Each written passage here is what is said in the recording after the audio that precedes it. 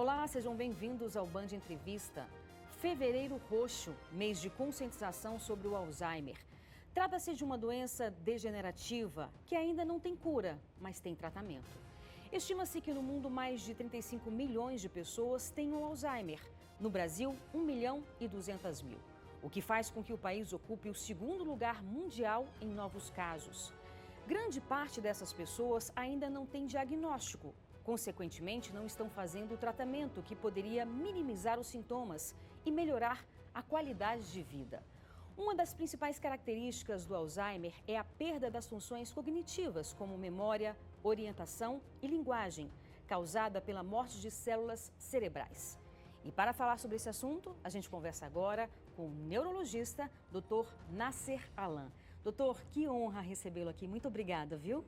Prazer é meu, Renata, e parabéns aí a você e a Band pela iniciativa, né? Muito importante esse trabalho de conscientização, né, da população a respeito de uma patologia cada vez mais incidente na população mundial e brasileira, como você citou, e que requer, obviamente, uma série de medidas de saúde pública, de tratamento e, se possível, preventivas, para que a gente possa minimizar os impactos sociais, econômicos e familiares, né, dessa doença que realmente é uma patologia que mexe muito com a estrutura das famílias e das pessoas, né?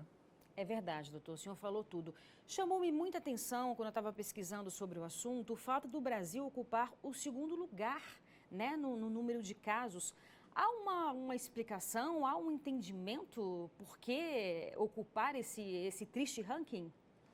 Bom, veja bem, a doença de Alzheimer, assim como outras demências, porque a doença de Alzheimer, você sabe que ela diríamos que seria cerca de 60% a 70% dos quadros de demência que existem. Né? Não é o único caso de demência que existe. Existem inúmeras outras causas de demência, né? A doença de Alzheimer seria proporcionalmente em torno de 60% a 70% dos casos.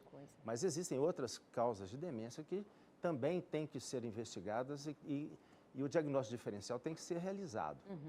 Porém, esse dado de que o Brasil seria o segundo maior número de pacientes com doença de Alzheimer no mundo, suponho que esse dado seja relativamente à população, né?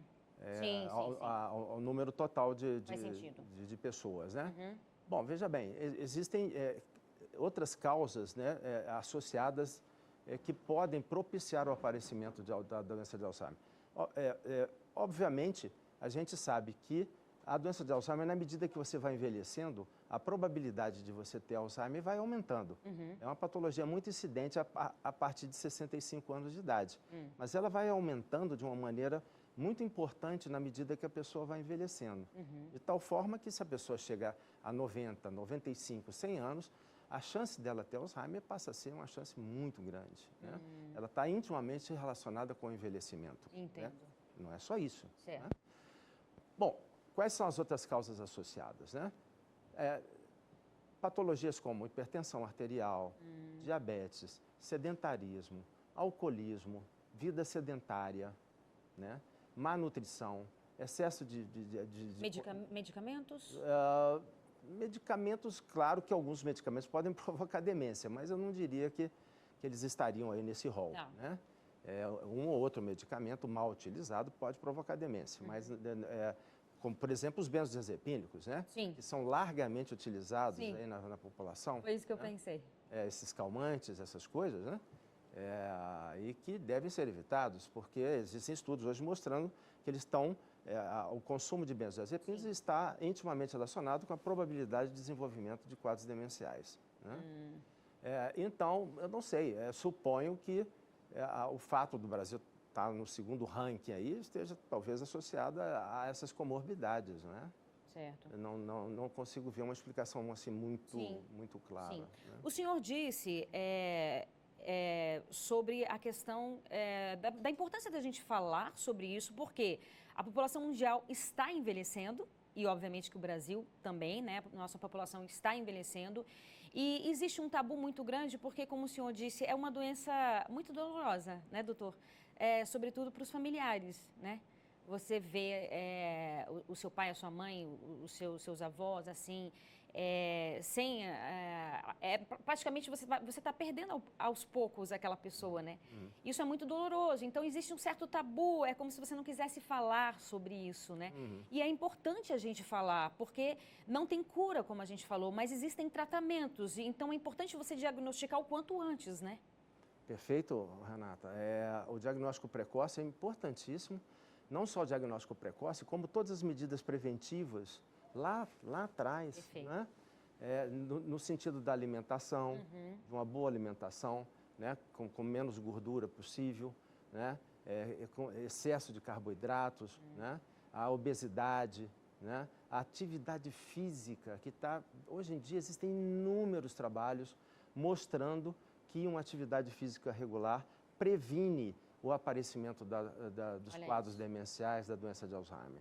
E mesmo ela instalada, uma atividade física bem feita regularmente, ela pode minimizar os impactos da doença, né? Então, veja bem, tabagismo, o alcoolismo, uma boa alimentação, tudo isso é muito importante no sentido de você prevenir, ou diríamos, postergar o aparecimento da doença. Não é que ela não iria, o paciente não iria ter. Outra coisa que se comenta pouco, né? A atividade intelectual. Né? Existem inúmeros trabalhos mostrando, né, científicos, mostrando que as pessoas que têm um nível educacional maior, né, que estudam, que estão sempre utilizando o intelecto mesmo, né? Com estudos ou até mesmo com jogos, né? Essas pessoas têm uma probabilidade menor de desenvolver quadros demenciais e doença de Alzheimer. Muito possivelmente por uma questão de neuroplasticidade. Na medida que você vai estimulando o cérebro, seja lá com atividade física, com estudo, com jogos, você está fazendo com que o cérebro se reconecte, que ele permaneça vivo. Muito interessante. Assim, eu ouvi também de uma médica, quando o seu vocabulário é maior, né, doutor? Porque às vezes você vai esquecendo as palavras, mas quando o seu vocabulário é maior, você esquece uma, mas aí vem outra, né? Porque aí você vai aumentando, a elasticidade que você falou. Justamente, é uma reserva técnica, né? Eu faço uma comparação, por exemplo, com uma caixa d'água, né? Uma pessoa que tem uma caixa d'água com 10 mil litros e outra com 3 mil litros. E essa água seria a reserva técnica intelectual que esse paciente tenha, né? Qual que vai acabar primeiro sendo utilizado da mesma forma, né, num banho ou no chuveiro? A de 3 mil. A de 3 mil vai acabar mais cedo, né? Então, é mais ou menos isso. Então, as pessoas, os pacientes, né, tendo esses cuidados que eu estou relatando aqui, seguramente vão prevenir, né, o aparecimento de quadros demenciais e da doença de Alzheimer, né? Você comentou a respeito do diagnóstico precoce, né? Esse é um tema importante, porque na medida que você dá um diagnóstico o mais precocemente possível, né, há uma chance maior desse paciente ser tratado, né? E sendo tratado, obviamente, com diversas técnicas que a gente tem hoje em dia, tanto medicamentosas, né, quanto não medicamentosas, né, e que podem seguramente ajudar muito no tratamento desses pacientes. Perfeito. Agora a gente faz um breve intervalo e volta daqui a pouco. Não sai daí, a gente te espera.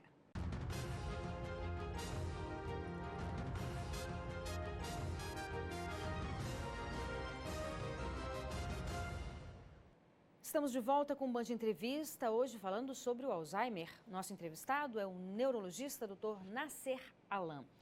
Doutor, como que se faz ou se dá o diagnóstico do Alzheimer? Não há um exame específico, né, para detectar a doença. Como é que os caminhos, os meios para você diagnosticar? Muito bem, Renata. Esse é um tema importante e é um tema difícil para a gente. Não é um tema fácil. Pode parecer fácil às vezes. a gente dá um diagnóstico de um quadro demencial, mas às vezes a coisa se complica muito, né? Porque isso que você comentou, não há um marcador específico para o diagnóstico da doença. Se a gente tivesse assim, um exame que você faça, né? Pois é. Tira um sanguinho lá e pronto, tá, pá, né? Exato. Fica muito fácil, né? Quando a gente tem essa possibilidade em algumas doenças, né? No caso da doença de Alzheimer e outras demências, a gente não tem essa possibilidade. Existem vários exames e várias técnicas que nos ajudam a dar o diagnóstico. Obviamente, a avaliação clínica é fundamental, né? A avaliação do paciente, com todas aquelas queixas que você comentou no início do teu programa, né? A gente vai perdendo um pouco a memória de curto prazo, esquece uma coisinha aqui, uma coisinha ali, daqui a pouco esquece ali a trempe do fogão acesa, a panela queima, aí de repente está fazendo um trajeto que já é conhecido para ir no supermercado, se perde no meio do caminho, né? Coisas rotineiras, né? Tipo, uma receita que sempre fez, aí... Uma receita de bolo que sempre fez e passa a ter uma dificuldade enorme de manipular aqueles ingredientes. A funcionalidade do paciente, né? Ele começa a se perder, por exemplo, já tem dificuldade de dirigir, né? Ou de se trocar. E aí a coisa vai, assim, paulatinamente, gradativamente, agravando. E o pior, muitas das famílias, das pessoas ficam falando, isso não é nada não, isso é da velhice, está caducando. Caducando, essa é uma palavra que eu usava antigamente. Está esclerosado, né? Que é aquele um termo antigo também, né?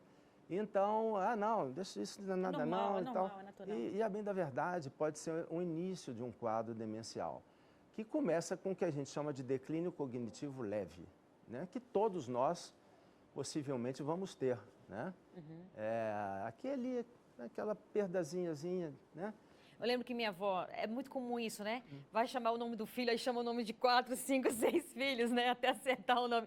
Mas isso acontece. Em alguns casos até o nome do cachorro, né? Do cachorro, pois é. O que faz sentido às vezes, né? É verdade, é verdade. Então, essa questão aí dessa sucessão de fatos aí, a questão semântica também, né? Das palavras, né? A pessoa começa a ter dificuldade para nomear um objeto, para estabelecer uma conversa, né? Começa a se perder um pouco no vocabulário, né? Isso tudo são indícios aí de um quadro inicial, de um quadro demencial. E o que fazer numa situação dessa do ponto de vista do diagnóstico? Bom, obviamente, primeiro uma avaliação clínica, né? Feita por um especialista, né? Que pode ser um neurologista, pode ser um geriatra, até mesmo um psiquiatra, um bom clínico, enfim. E a partir daí, né, você ter instrumentos para você tentar avaliar se isso é um declínio cognitivo leve, que é próprio da idade, né, e que pode não ter uma evolução para um quadro demencial, ou se já é, né, um quadro já de um declínio cognitivo que já aparenta ter indícios de um quadro degenerativo, né? Aí entra quais instrumentos, né? Um teste neuropsicológico, né? É fundamental. O teste neuropsicológico, a gente faz uma avaliação, um inventário de todas as funções cognitivas, né? Aí você vê memória de curto prazo, memória de longo prazo, você vê a parte de cálculo, você vê a parte visoespacial, você vê a parte de praxias, que é a parte da capacidade da pessoa. Motora mesmo? A capacidade motora desse paciente. Você vê a parte também, você avalia a parte de humor, de depressão, ansiedade, porque tem os casos de pseudodemências. Por exemplo, um paciente tem um quadro de depressão muito acentuado, às vezes pode ser confundido com um quadro demencial. Interessante. Né? Não está dormindo, né? Às vezes não dorme. Sono, bem lembrado, é outra causa que pode piorar os quadros cognitivos. Paciente com apneia de sono, né? Que não respira bem à noite com aquela apneia, aquela parada respiratória. É muitíssimo frequente paciente com queixa cognitiva que tem ronco e apneia de sono. Né? Bom, há outros testes para Alzheimer. Tem um exame de líquor, onde a gente dosa a proteína beta-amiloide e a proteína tal, que nos dá uma boa informação a respeito da probabilidade do diagnóstico. Nós temos os testes, os exames de imagem, né, a ressonância e os exames, os PET scan, né, que são exames onde a gente vê a parte do metabolismo, vamos dizer assim, do cérebro, né? Como é que ele está funcionando. Não aquela imagem fixa da ressonância. Certo. No caso da ressonância, uma das características é uma atrofia de uma região chamada hipocampo, que está dentro do lobo temporal, que é uma região muito envolvida com essa parte, essa parte cognitiva, essa parte de memória, né? Bom, o que mais que a gente teria de exames?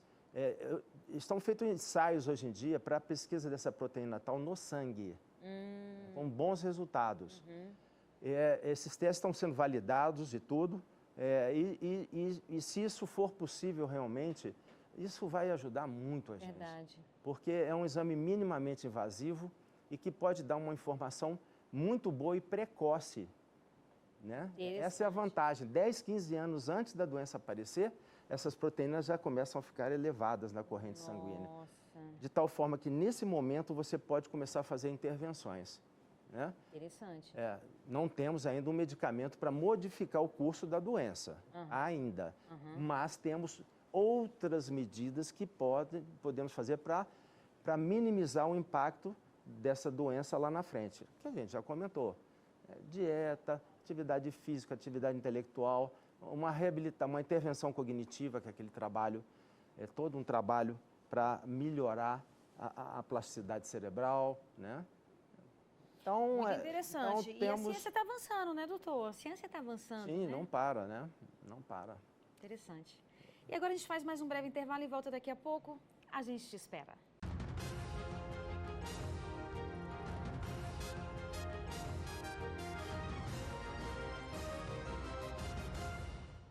Estamos de volta com o Band Entrevista, hoje falando sobre o Alzheimer. O nosso entrevistado é o neurologista Dr. Nasser Alan. Doutor, vamos falar sobre os tratamentos que nós temos hoje no mercado. Muito bem. Bom, vamos começar falando primeiro a respeito dos tratamentos farmacológicos, né? São os medicamentosos, né? Bom, existem vários medicamentos hoje em dia que a gente utiliza para tratamento da doença de Alzheimer e que são basicamente medicamentos que têm uma ação do ponto de vista de uma deficiência que os pacientes com Alzheimer têm, de uma substância chamada acetilcolina, que é um neurotransmissor muito importante, né? Envolvido na transmissão entre os neurônios e que na doença de Alzheimer existe um déficit importante desse neurotransmissor, que é a acetilcolina. Então, existem vários medicamentos hoje em dia que visam aumentar, né, a quantidade de acetilcolina lá no cérebro ou diminuir a sua degradação, de tal forma que a quantidade de acetilcolina nas conexões neuronais lá em cima estejam aumentadas, né? O tratamento com essas substâncias, entre as quais uma das mais eficientes e comprovadas que existem, é a rivastigmina, né? E essa rivastigmina tem inclusive um adesivo que a gente usa muito e que essa substância tem uma ação em um número razoável de pacientes, uma boa ação, um bom resultado, né? Porém, lamentavelmente, a ação dessa substância, ela é uma ação que tem um prazo determinado, né? Ela não faz com que o paciente fique bem durante muito tempo. Na medida que a doença vai evoluindo, essa medicação vai perdendo a sua eficiência, vamos dizer assim, né? E aí entraria com uma outra medicação ou... Nesse estágio onde esse tipo de medicação já não tem um bom resultado, já é aquele estágio da doença em que a gente já não tem muita coisa para a gente fazer, a não ser aqueles cuidados paliativos, né? Melhorar o sono, fazer com que o paciente não fique agitado. Às vezes ele fica muito confuso, muito irritado, e aí a gente tem que entrar com outras medicações para que esse paciente se acalme, para que ele fique mais tranquilo, né? Para que ele não sofra, né? Mas do ponto de vista de um medicamento especificamente para o tratamento da doença, não existe. Existem outros medicamentos que atuam em um outro sistema, de um outro neurotransmissor cerebral, que é um pouco mais complicado a gente ficar discutindo aqui, que é o glutamato, uma medicação chamada memantina, que também, eventualmente, ela tem um resultado razoável, satisfatório, em algumas formas de tratamento da doença de Alzheimer, assim como em outras demências, como as demências vasculares, né? Esse é um outro tema. Sim. Então, partindo para os tratamentos, então, não medicamentosos, né? Que seria importante ser introduzidos o mais rapidamente possível, né? Aí vem tudo aquilo, né? Atividade física regular, que comprovadamente funciona muito bem, principalmente uma atividade física aeróbica. A intervenção cognitiva, que é aquela reabilitação cognitiva. A gente está terminando, eu queria que o senhor falasse um pouco mais sobre a estimulação magnética transcraniana. Sim, esse é um tema importantíssimo, porque é uma ferramenta que pode ser muito útil, desde os primórdios lá do declínio cognitivo leve, até os quadros demenciais já instalados. A estimulação magnética transcraniana é um procedimento onde a gente utiliza um equipamento ligado a uma bobina. Essa bobina gera um campo magnético muito potente, equivalente a uma ressonância magnética.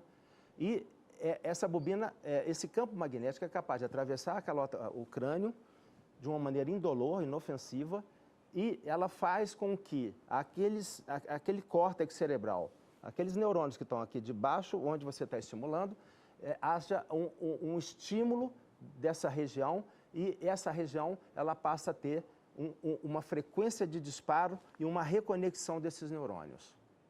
Nossa. E quais os resultados que o senhor tem com os seus pacientes? Os resultados, de uma maneira geral, claro que a gente tem resultados que não são... Não tem como garantir, né? Não. Porque cada caso é um caso. Sim, mas de uma maneira geral, eu poderia te dizer que os resultados são muito bons.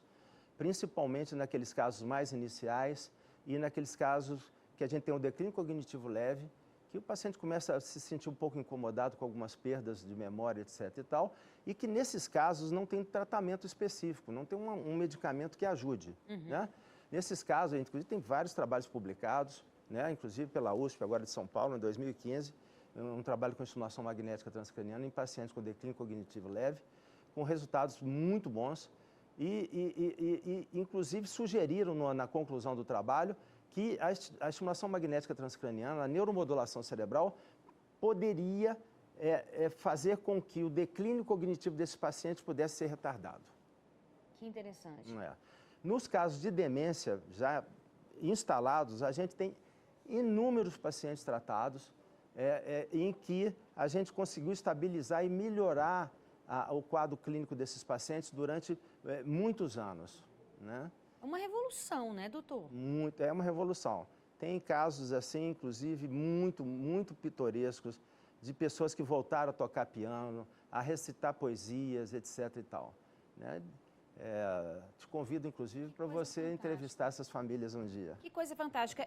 Eu vou fazer uma matéria sobre isso. Eu queria, inclusive, conversar mais sobre isso com o senhor, porque com certeza várias pessoas ficaram interessadas. Com certeza. Porque é isso, né? A gente quer viver muito, mas viver bem, né, doutor? Sim. E a vantagem desse procedimento, Renata, é que é um procedimento não invasivo, indolor e inofensivo. Perfeito. Estimulação magnética transcraniana. Neuromodulação cerebral. Certo. O senhor está nas redes sociais? O senhor não usa redes sociais? Não, a gente usa.